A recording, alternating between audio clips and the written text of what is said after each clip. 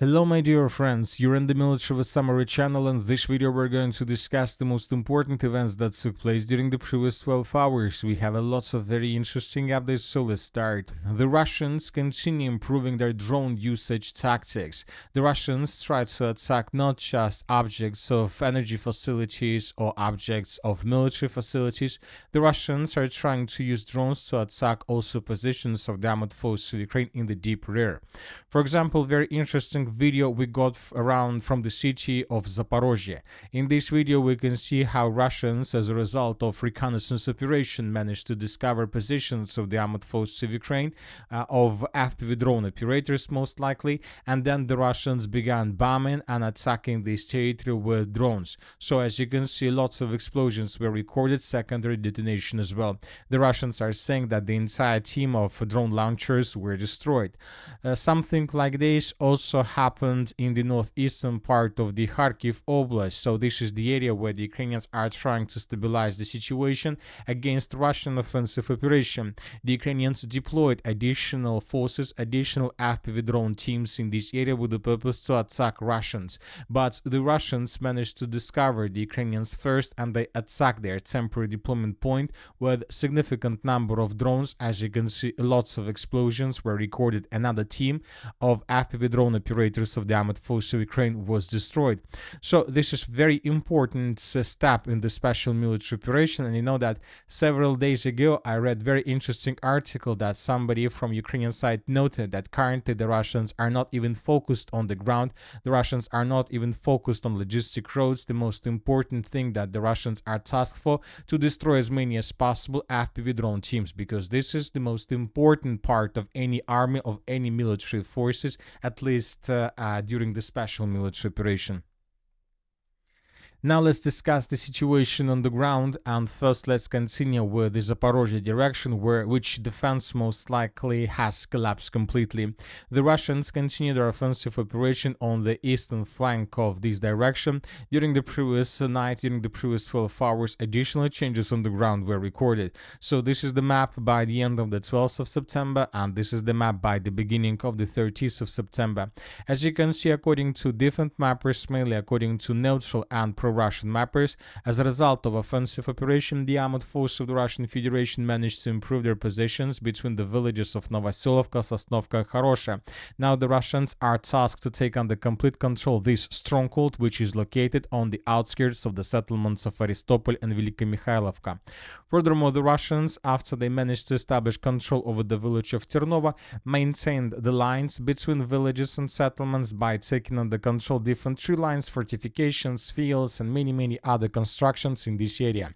Furthermore, according to neutral mappers, as a result of offensive operation, first groups of the armed forces of the Russian Federation managed to enter the settlement of Berezova. Currently, there are very heavy clashes for this territory. It seems that Ukrainians in coming days would be forced to fall back from this area, because the Russians, according to the same resource, according to pro-Russian and neutral mappers, also managed to establish complete control over the settlement of Novomikhailovka. The village fell in Russia's hands, and the Russians will try now to outflank the positions of the armed forces of Ukraine in the area of Berezova from the southwest and from the west. So the front line of the Zaporizhzhia direction has collapsed completely. As we can see, we don't see any possibilities or any chances from the Ukrainian side to stabilize the situation with these resources, with these forces they have. Obviously, if Ukrainians want to stabilize the situation in this area, they need to bring additional forces, most likely from the Pokrovsk or from the Kostiantynivka direction. But the problem is that Ukrainians can't do this if they take some forces from this area, and if they bring them here, most likely the Ukrainians will start suffering the same problems in the Pokrovsk or in the Kostiantynivka directions. Now let's move further and let's discuss the situation in the western part of the Donetsk region. If you remember, in August, the Ukrainians counterattacked in this direction, and as a result of those counteroffensive, where the forces of the 37th Marine Brigade, 67th Mechanized Brigade, 5th Heavy Mechanized Brigade were involved, the Ukrainians managed to restore a control over villages, some villages in this area, and according to information we have, Ukrainian forces were able to get the village of Tolstoy Syrskyi. So that was the counter-offensive operation of the armed forces of Ukraine in August. But today, according to information we have, as a result of counter-attack, the armed forces of the Russian Federation managed to restore control almost over every single square kilometer that the Russians lost during the Ukrainian counter-attack. So based on the report that was published by neutral mappers, we adjusted the map back in Russian favor, or some territories were colored as a gray zone or contested area. Now we are waiting for additional proofs to color once again these territories in Russian favor.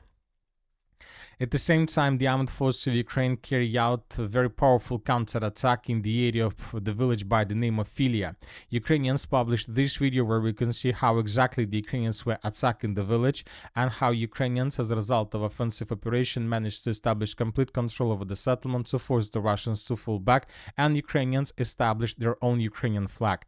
Based on this video, and by the way, this counterattack took place 2 or 3 weeks ago, but just now the pro-Ukraine resources published the video. Based on this report, we adjusted the map back in Ukrainian favor. So now the Russians lost control over a village on the Ukrainian side of the river of Volcha in the area of the Dnipropetrovsk region.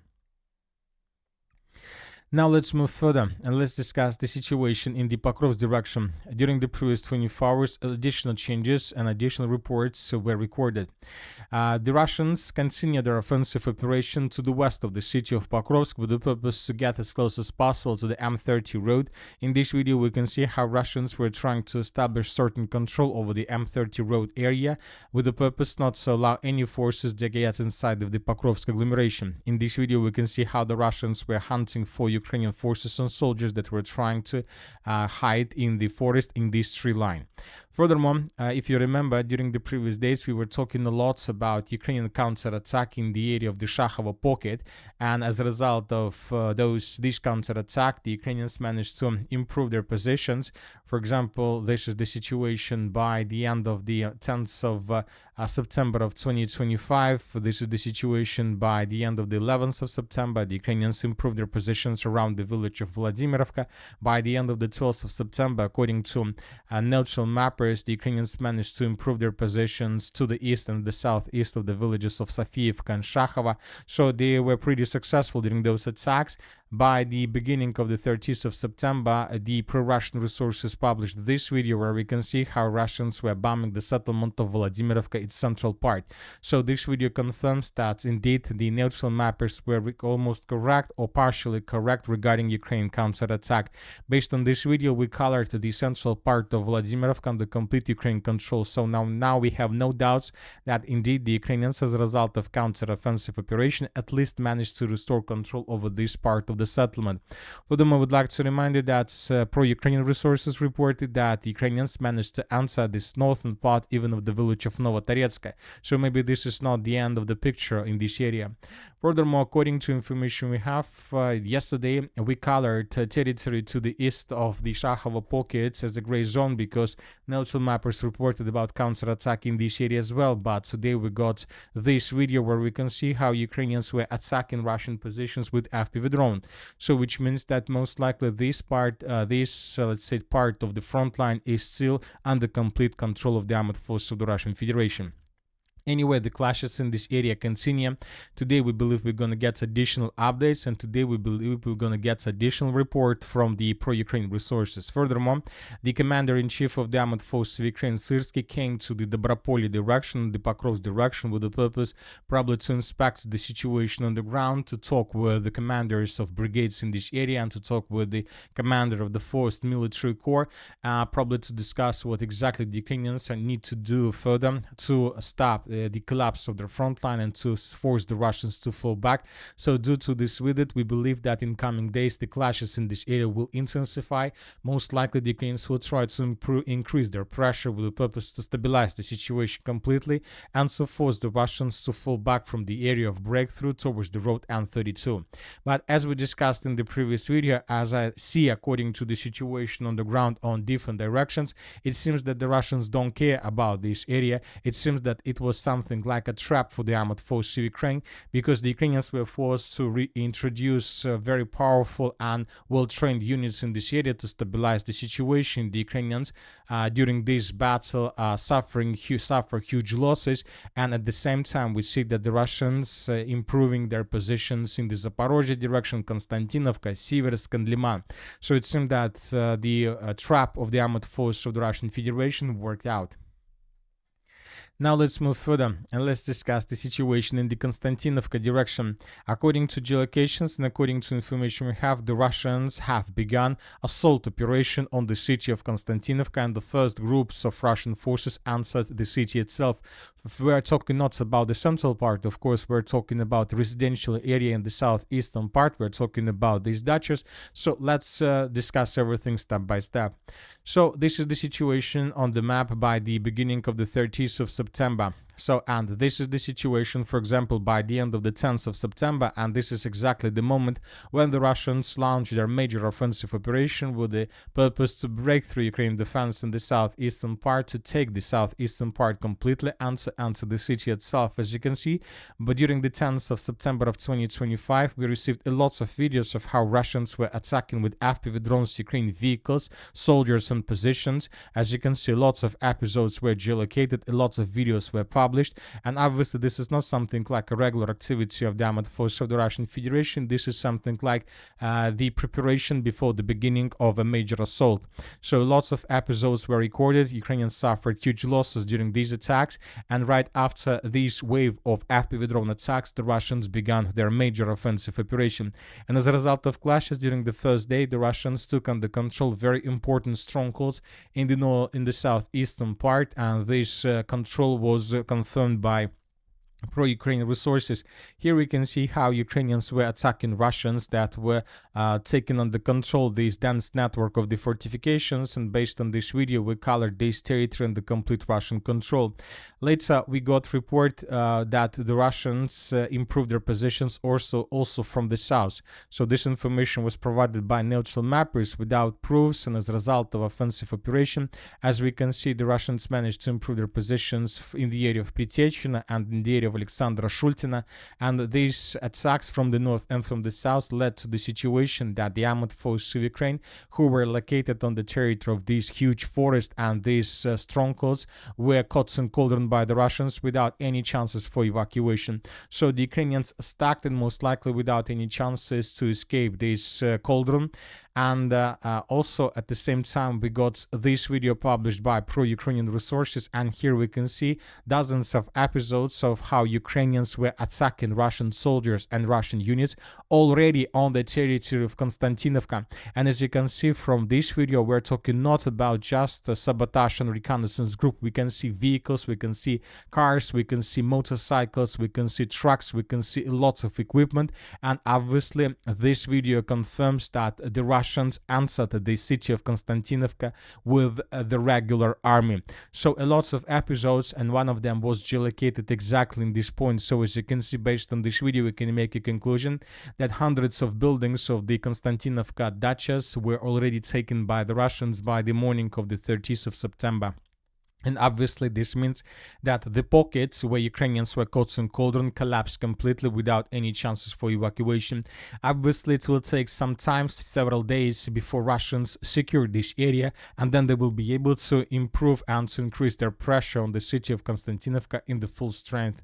Furthermore, the sources reported that now the Russians are trying to increase their pressure along the river of Krivoy Tarets and the railways between Lipovka and Pleshevka, with the purpose to join the let's say combined assault operation also from the south. So the battle has begun. Now the Ukrainians, Syrskyi, are forced to make a decision whether to rely just on the current forces in this area or to bring some reinforcements and reserves from the Pokrovsk direction, which is obviously a very huge risk for him.